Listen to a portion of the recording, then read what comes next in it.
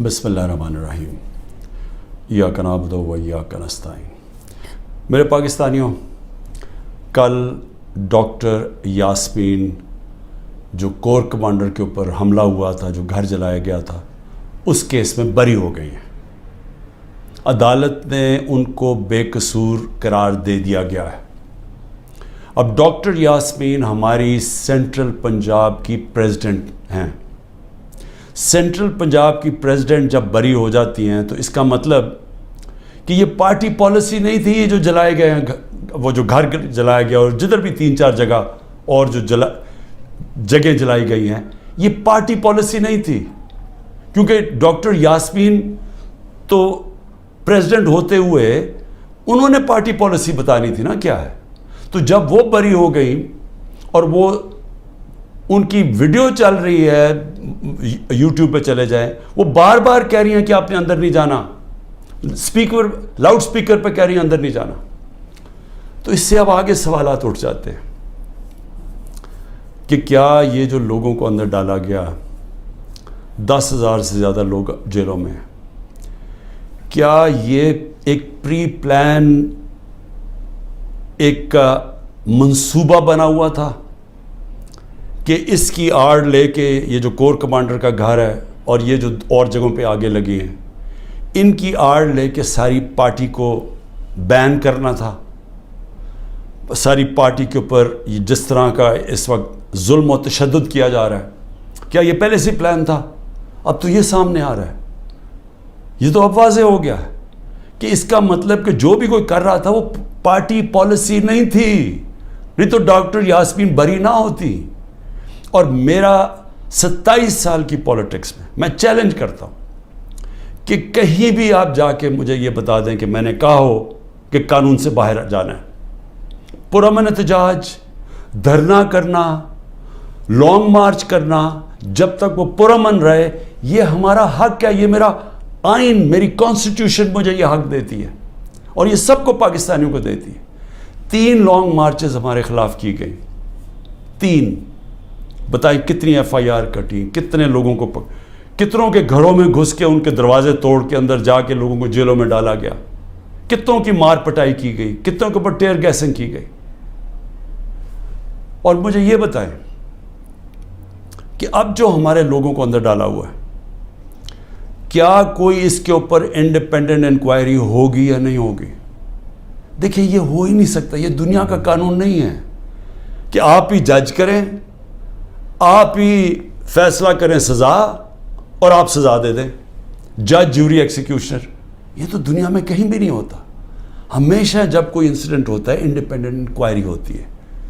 اور میں بار بار، میں جب سے جیل سے نکلا ہوں، میں نے چیف جسٹس کے سامنے مذمت کی اور میں نے تب بھی کہا کہ یہ ہماری کبھی پالیسی نہیں رہی۔ جو پارٹی الیکشن چاہ رہی ہے وہ انتشار نہیں چاہتی، کیونکہ انتشار تو وہ چاہ رہے ہیں جو الیکشن سے بھاگ رہے ہیں، اور یہ جو بھاگ رہے تھے الیکشن سے، یہ ساروں کی مل کے سازش تھی۔ دیکھیں، اب پیچھے جائے نا، میں بیل پہ تھا، میں ہائی کورٹ کے اندر بیٹھا ہوا ہوں، مجھے کوئی میرے پر چارج بھی نہیں تھا۔ اسلام آباد جانے سے پہلے میں نے یہ کہا کہ اگر کوئی وارنٹ نکلی تو میرے سامنے رکھے، میں چپ کر کے ایکسیپٹ کر کے آپ مجھے جیل میں لے جائیں۔ یہ میں کہہ کے نکلا تھا۔ پھر کیا ضرورت تھی کہ اتنا بڑا ایک کمانڈو سٹائل حملہ ہوتا ہے، شیشے توڑتے ہیں، لوگوں کو ڈنڈے مارتے ہیں، جس طرح کے وہ بیچارے وہاں کام کرنے والے جو رجسٹری آفس میں تھے ان کو ماریں پڑتی ہیں، کمپیوٹر توڑ دیتے ہیں، شیشے توڑ دیتے ہیں، اور مجھے ایک دہشت گرد کی طرح پکڑ کے لے کے جاتے ہیں، جو ساری دنیا میں وہ چلی جاتی ہیں تصویریں۔ تو اس کا بعد تو رد عمل آنا تھا۔ تو اب میں یہ سوچ رہا ہوں کہ کیا یہ جان کے کیا گیا تھا؟ کیونکہ مجھے آرام سے بھی پکڑ سکتے تھے، مجھے پولیس بھی پکڑ سکتی تھی، میں ہائی کورٹ سے باہر نکلتا تب بھی پکڑ سکتے تھے، میرے ساتھ تو کوئی لوگ ہی نہیں تھے۔ تو کیا وہ سارا کچھ کرنا، وہ مار دھاڑ کرنا، کیا یہ منصوبے کا حصہ تھا؟ اور یقین کریں، جیسے ہی میں اندر گاڑی کے بیٹھا ہوں، جب انہوں پکڑ کے لے کے گئے، بڑی میرے سے تمیز سے باتیں ہوئی، کوئی میرے سے برا سلوک نہیں ہوا، وہاں سے لے کے نیب میں۔ تو کیا یہ دکھانے کے لیے سب کچھ تھا؟ جس کا رد عمل آیا اور وہ پہلے سے پلان کیا ہوا تھا، یہ جو سب کچھ ہوا ہے. میں پھر سے کہتا ہوں کہ اگر سچ پہ پہنچنا ہے تو وہ صرف ایک طرح کہ ایک انڈیپینڈنٹ انکوائری کی جائے. اور یہ جو ہوا ہے ڈاکٹر یاسمین کی جو بری کیا گیا، اور وہ ہونا ہی تھا، انہوں نے بری، کیونکہ ان کی تو ویڈیو چل رہی تھی کہتے کہ اندر نہیں جانا آپ نے، اور روک رہی تھی لوگوں کو، تو اس سے تو بری ہونا تھا. لیکن یہ ہماری پریزیڈنٹ تھی سینٹرل پنجاب کی، سارا سینٹرل پنجاب ان کے نیچے تھا، تو جو بھی انہوں نے بولنا تھا وہ ہماری پالیسی تھی. تو ایک تو میں یہ آج کہنا چاہتا تھا کہ یہ ایک ایسی چیز ہوئی ہے جو سب کو، جو ہمارے اوپر ساروں کو غدار بنا دیا، فوج کے دشمن بنا دیے، یہ سب کو آپ سوال پوچھنا چاہیے کہ اس کے پیچھے کون تھا. دوسری چیز، میں اپنے کارکنوں کی اب بات کرنا چاہتا ہوں، کیونکہ میرے پاس اب جو نکل کے آئے ہیں کارکن، ابھی میں باہر، میرے ایک کارکن جس کو 17 دن جیل میں رکھا ہے وہ واپس آیا، سارے ایک ہی کہانی سنا رہے ہیں. اتنے زیادہ لوگ ہیں، جیل چھوٹا ہے، سب کو وہاں بند کیا ہوا ہے، یعنی وہ جیل میں گنجائش ہی نہیں ہے جو جیلوں میں جتنے زیادہ لوگوں کو انہوں نے بند کیا ہوا ہے. کس حالات میں وہ رہ رہے ہیں، کس طرح گندگی ہے وہاں، کھانا ان کو دیا نہیں جاتا، 2 دن کہتا ہم نے روزے رکھے ہیں، کھانا ہی نہیں تھا. اور پھر ان سے جو سلوک کیا گیا، یعنی ایسے رکھا گیا، یہ پولیٹیکل ورکرز ہے، انہوں نے کوئی کرائم نہیں کی، ان کی ابھی تو کرائم ثابت ہی نہیں ہوئی. اور پھر وہ بتاتے ہیں ہم جاتے تھے ادھر عدالت میں، وہاں سے نکلتے تھے دوسرے کیس پہ اندر ڈال دیا. اب یہ جو آدمی نکلا ہے، یہ صرف یہ کوئی 40 لوگ رہا ہوئے ہیں، 40 میں سے 7-8 نکلے ہیں، باقیوں کو پھر جیلوں میں ڈال دیا. تو یہ مجھے بتائیے کون سا قانون ہے آج پاکستان میں؟ میں یہ سوال پوچھتا ہوں کہ جو بھی آج حکمرانی کر رہے ہیں، کیا ان کو اندازہ ہے کہ یہ پاکستان کو کتنا نقصان پہنچایا جا رہا ہے؟ ٹھیک ہے، تحریک انصاف کو کمزور کیا جا رہا ہے، توڑا جا رہا ہے، لوگوں کو دھمکیاں دے کے چھڑوائی جا رہی ہے پارٹی، گھروں میں گھس جاتے ہیں، اگر وہ نہیں ملتے تو ان کے جاننے والے یعنی خاندان کے لوگوں کو پکڑ کے لے جاتے ہیں. اگر وہاں کوئی گھر میں کوئی نہیں ہے تو ان کے پھر جو رشتہ دار کہیں رہ رہے ہیں، بہنیں رہ رہی ہیں، ان کے اوپر پیچھے پڑ جاتے ہیں، ان کو اٹھا کے لے جاتے ہیں. پھر بزنسز تباہ کر رہے ہیں، جو حماد اظہر کی فیکٹری بند کر دی ہے. اور بھی میں سب کا بتاؤں کہ جن کے ہمارے جن کے کاروبار تھے، کاروبار بند کر دیے. عاطف خان کا کاروبار، 100 سے زیادہ لوگ وہاں کام کرتے تھے، وہ بند کر دیے.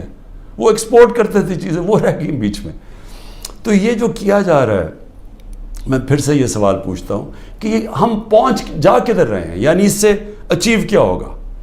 تحریک انصاف کمزور ہو گئی، تحریک انصاف اتنی کمزور ہوگی کہ وہ الیکشن لڑنے کے قابل نہیں ہوگی. ملٹری کورٹس سیٹ اپ کیے ہیں ایک ہی وجہ سے کہ میرے کوئی بھی کیس کے اندر مجھے سزا نہیں ہو سکتی. سارے میں نے وکیلوں کے ساتھ سارے بوگس کیسز ہیں، تو آخر میں ملٹری کورٹ میں سزا دیں گے. یہ کھولے اس لیے کہ عمران خان کو سزا دی، چلیں جی میں جیل میں چلا گیا. اب آگے چلیں گے، اس کے بعد کیا ہوگا؟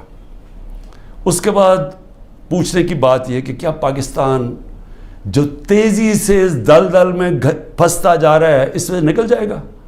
کیا ہماری معیشت جو اس وقت کبھی اتنے برے حالات میں نہیں تھے جو آج ہے، کیا یہ جو مہنگائی پاکستان کی تاریخ میں سب سے زیادہ 12.4% تھی جب ہم اقتدار میں تھے 1 سال پہلے، آج وہ 38% پہ پہنچ گئی ہے. یعنی لوگوں کو تنخواہ دار طبقے کے لیے اب وہ عذاب آ گیا ہے اور آتا جائے گا. بجلی کے بل نہیں دیے جائیں گے ان سے، ان کو گھر میں جو کھانے پینے کی چیزیں ہیں جس کو سینسٹیو پرائز انڈیکس ہے، یہ 38% ہے، وہ 45% پہ پہنچا ہوا ہے. یعنی جو گھر کی کھانے پینے کی چیزیں، جو عام کچن آئٹمز ہیں، جو بجلی وغیرہ ہے، تو کیا یہ ٹھیک ہو جائے گا اس سے؟ کیا مجھے کوئی یہ آج بتا دے کہ تحریک انصاف چلے الیکشن بھی ہار گئی، کیا یہی لوگ آئیں گے نا واپس جو ابھی اقتدار میں بیٹھے ہوئے ہیں؟ تو انہوں نے تو 1 سال میں ملک کو تباہی بیڑا غرق کر کے رکھ دیا. یہ جو اب تو جو فیکٹس اور سٹیٹسٹکس ہیں، اعداد و شمار، یہ تو چھپتے نہیں ہیں. یہ تو آپ سیدھی طرح پاکستان کی وہ اکنامک سروے دیکھ لیں، اس میں تماشا دیکھ لیں کہ کیا ہوا ہے. کہاں 2 سال ایوریج اوسط جو ہماری اکانومی بڑھ رہی تھی وہ 6% تھی. 6% کا مطلب یہ ہے کہ پاکستان کی تاریخ میں یہ وہ 2 سال تھے جدھر سب سے زیادہ معیشت اوپر جا رہی تھی. اور میں یاد کرا دوں جو پچھلی دوروں میں جب ایسے گئی ہے تو امریکی ڈالر آ رہے تھے. ایوب خان کے دور میں سیٹوں اور سینٹوں کا پیکٹ تھا, ہم ان کے ساتھ ملے ہوئے تھے, ہمیں ڈالر آ رہے تھے. ضیاء الحق کے دور میں ہم افغان جہاد کا حصہ بنے تھے, تب بھی ڈالر آ رہے تھے. جنرل مشرف کے دور میں 1-2 سال جو ترقی ہوئی تھی وہ ہم وار آن ٹیرر میں ان کے ساتھ ملے ہوئے تھے, تب بھی ڈالر آ رہے تھے. یہ باہر سے ڈالرز آنے کے بغیر ملک میں 6% اوسط ہماری جو اکنامک گروتھ ہوئی, اور یہ ایک شعبے میں نہیں ہوئی. زرعی جو ہم نے چینجز کیے, جو انسینٹیوز دیے, 4.5% 17 سال کے بعد ہماری زرعی گروتھ ہوئی. ہماری جو لارج سکیل مینوفیکچرنگ تھی, جو اصل نوکریاں ہیں, وہ 17 سال کے بعد وہ اتنی تیزی سے بڑھ رہی تھی 10.4% پہ. تو جو انڈسٹری بھی بڑھ رہی تھی, ہماری زراعت بھی, جو پروڈکشن سینٹر سے بڑھ رہے تھے, پہلی دفعہ زور لگایا تھا ہم نے آئی ٹی کے اوپر, ٹیکنالوجی کے اوپر, جو 75% اس کی ایکسپورٹس بڑھ گئی تھیں, اور آگے انہوں نے اور آگے جا رہا تھا. بیرون ملک سے اوورسیز پاکستانی پیسہ بھیج رہے تھے. روشن ڈیجیٹل اکاؤنٹ میں $5 ارب آ چکا تھا, اور 1.5 سال کے اندر, اور تیزی سے بڑھ رہا تھا. یعنی بیرون ملک پاکستانیوں کا پیسہ آنا شروع ہو گیا تھا. بڑے پروجیکٹس تھے ہمارے, جس طرح وہ راوی سٹی, اس طرح کے بڑے پروجیکٹس میں اوورسیز پاکستانی کا ہم نے پیسہ لے کے آنا تھا. کیونکہ ابھی تو صرف گھروں میں گھر لیتے ہیں نا, وہ زیادہ سے زیادہ ریل اسٹیٹ میں. لیکن اصل جو پیسہ جب آپ پورا شہر بنا رہے ہیں, اس میں اصل پیسہ آنا تھا, ڈالرز آنے تھے پاکستان میں. اور جو اگر یہ سندھ حکومت نہ ہمارا وہ پروجیکٹ بنڈل آئلینڈ کا ختم کرتی, بڑے بڑے اربوں ڈالر کی وہاں انویسٹرز تیار تھے آنے کے لیے, تو پاکستان میں ڈالرز بھی آ رہے تھے. اتنے زیادہ, جو آپ بڑے بڑے بزنس مین سے پوچھیں کبھی اتنے ان کے نفع ہوئے ہیں, بزنسز بڑھ رہی تھی. تو ملک جب ترقی کر رہا تھا, اس کو جب اب یہاں پہنچایا ہے, اور ان لوگوں نے آ کے آج تباہی کے کنارے پہ کھڑا کر دیا ہے. نہ باہر سے انویسٹمنٹ آ رہی ہے, نہ کوئی پیسہ آ رہا ہے, نہ باہر سے کسی کو اعتماد ہے, نہ اندر سے. تو کیا انہوں نے ان کو ہی اب آگے لے جا کے ملک ٹھیک کرنا ہے؟ تو میرا سوال 2 اور ہیں کہ ملک تو تب ٹھیک ہوگا جب رول آف لا ہوگا. جب تک ملک میں قانون کی حکمرانی نہیں آتی, کبھی بھی اس ملک کے اندر خوشحالی نہیں آئے گی, انویسٹمنٹ نہیں آئے گی. تو یہ تو ہم دوسری طرف چلے گئے ہیں. ہماری عدلیہ نے ایک بڑا ایک پہلے ہمیشہ اقتدار کے ساتھ چلتی تھی. ایک سجاد علی شاہ چیف جسٹس نے کوشش کی, ان کے اوپر پورا نواز شریف کا مافیا نے پورا ان کو ڈنڈوں سے اٹیک کر کے تو ان کو فارغ کر دیا, پیسے چلا کے. اس کے بعد ہماری عدلیہ کبھی آزاد نہیں تھی, یعنی کوشش بھی نہیں کی. پہلی دفعہ 2007 میں وکلا کی موومنٹ شروع ہوئی, چیف جسٹس کے ساتھ وکلا کھڑے ہوئے, آہستہ آہستہ قوم کھڑی ہوئی, اور پہلی دفعہ پاکستان میں امید ہوئی کہ ہماری عدلیہ آزاد ہو رہی ہے. اور عدلیہ نے اچھے فیصلے کیے, لوگوں کو اعتماد آنا شروع ہوا آہستہ آہستہ عدلیہ میں. وہ سارا کچھ آج تباہی کے کنارے پہ پھر سے پہنچ گیا. آج عدلیہ سہم گئی ہے, ان کو ڈرایا دھمکایا جا رہا ہے, ججز کو ٹیلی فونس کال جا رہی ہیں, ان کے اوپر ٹیپیں دکھائی جا رہی ہیں بلیک میل کے لیے, یا آپ کے ٹیپیں ہیں, یا آپ کے اوپر یہ کوئی کیسز بنائے ہوئے ہیں. وہ گھبرائے, سہمے ہوئے ہیں. جو ججز کا ہم نے حالات دیکھے ہیں, وہ اس مشکل حالات میں بھی پوری کوشش کر رہے ہیں کہ قانون کے ساتھ چلیں, لیکن ان کے اوپر وہ پریشر ڈالا جا رہا ہے کہ وہ کام کریں جو کہ سارا وقت ہماری عدلیہ کرتی ہے, طاقتور کے ساتھ چلے جائیں. اور پھر میڈیا کو جس طرح انہوں نے میڈیا کا منہ بند کیا ہے, اور جس طرح کی دھمکی دی گئی ہے. اور میں آج یہ پوچھنا چاہتا ہوں, وہ بڑے بڑے لوگ جو ہمارے دور پہ کہتے تھے کہ جی میڈیا کی آزادی کے اوپر ہم کوشش کر رہے ہیں وہ آزادی واپس لینے کے لیے, میں آج ان سے پوچھتا ہوں کہ آج وہ کدھر چلے گئے ہیں؟ آج کیوں نہیں آپ بول رہے؟ آج تو آپ کے اوپر وہ میڈیا کے اوپر کیا, یہ مارشل لاز کے اندر بھی نہیں ایسا تھا. مشرف کے مارشل لا میں بالکل اس طرح کی پابندیاں نہیں لگی تھیں. آپ دیکھ لیں مشرف کا مارشل لا, یعنی میں اپوزیشن میں تھا, ہمیں پوری موقع ملتا تھا بولنے کا. آج تو نام بھی نہیں عمران خان کا کوئی لے سکتا, تحریک انصاف کا کوئی نمائندہ بھی نہیں جا سکتا. تو کدھر کی میڈیا کی آزادی؟ اور جمہوریت تو ہوتی ہے, جمہوریت کے پلر کیا ہوتے ہیں؟ سب سے پہلے فنڈامنٹل رائٹس پروٹیکٹ کرتی ہیں عدالتیں. جو ہمارے شہریوں کے فنڈامنٹل رائٹ ہے پرامن احتجاج کرنے کا, وہ ختم ہو گیا. ایک پولیٹیکل پارٹی کی اپنے جو ایکٹیویٹیز کرنے کے لیے جو اپنی جلسے کرتی ہیں, جلوس کرتی ہیں, وہ سب ختم ہو گئے ہیں.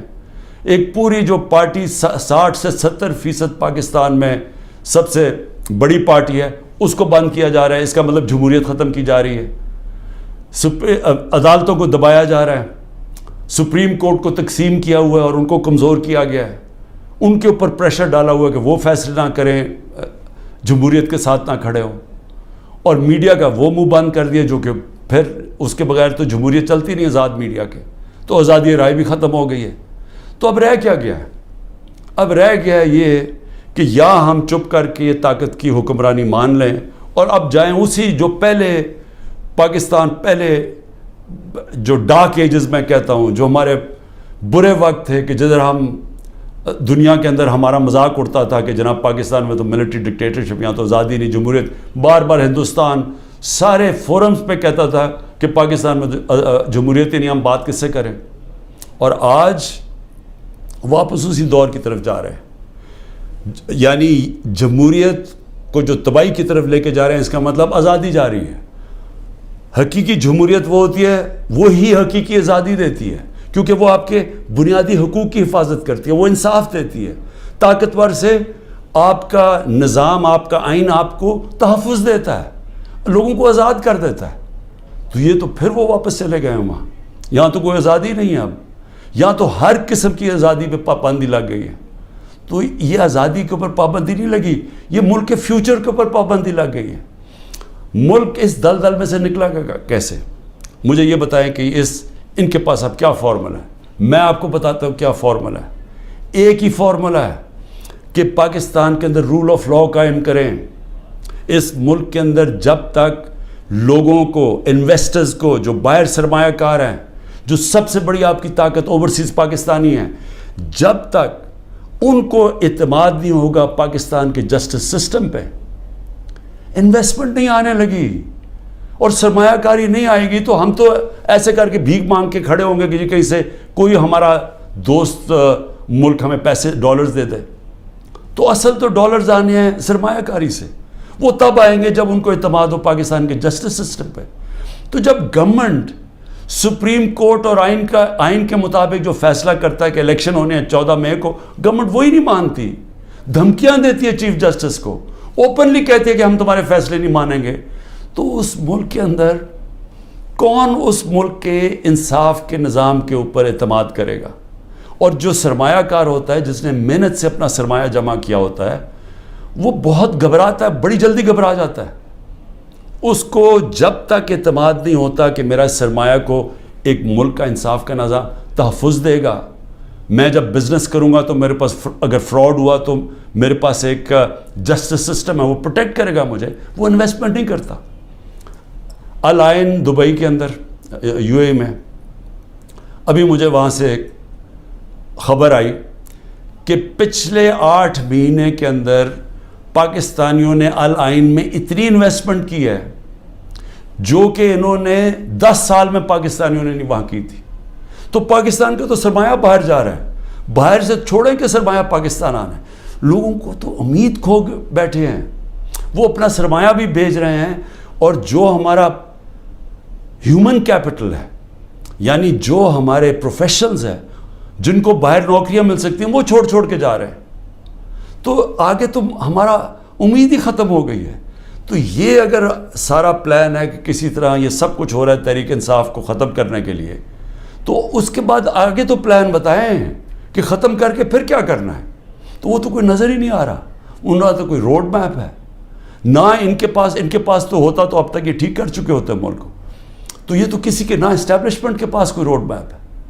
تو یہ تو ہمیں اندھیرے میں لے کے جا رہے ہیں. اس لیے میں صرف اپنی قوم کو آج یہ کہنا چاہتا تھا کہ دیکھیں, 2 راستے ہیں.